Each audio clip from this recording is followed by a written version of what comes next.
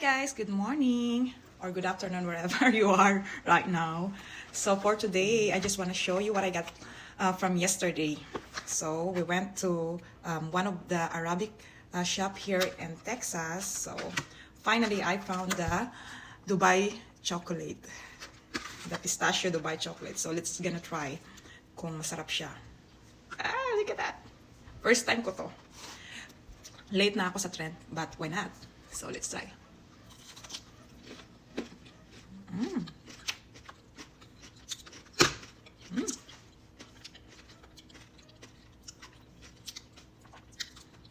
Masarap siya, hindi siya masyadong sobrang tamis. Second bite.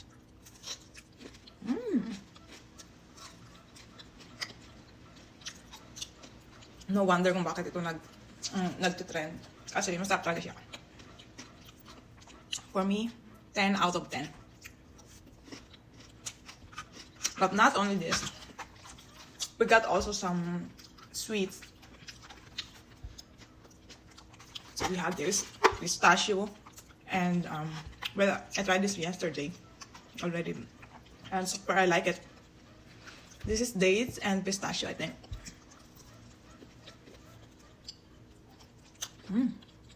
Yummy. Then one of my favorite, hindi ko alam kung ano to siya, but look at it.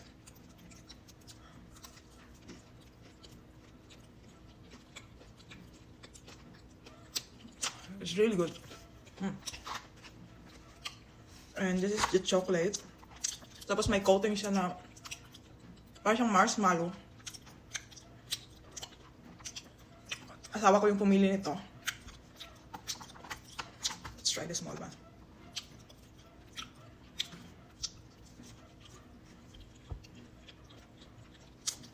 Sarap.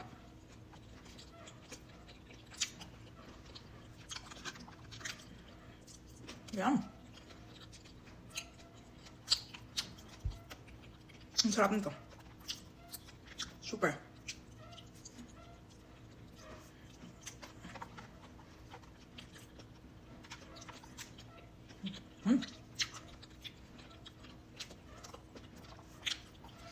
At meron din, ito pa siyang marshmallow na may nakakoat siya ng mga, biscuit ba to or whatever. In fairness, ang sarap niya din.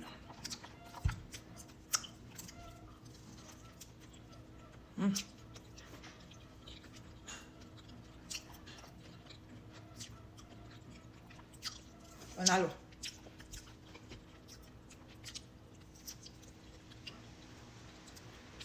Dati hindi ko na-appreciate yung mga Arabic sweets or something.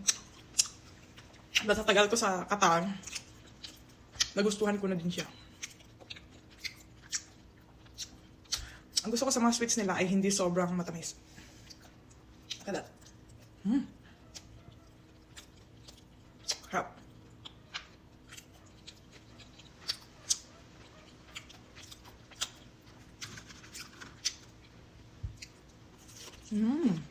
Sarap.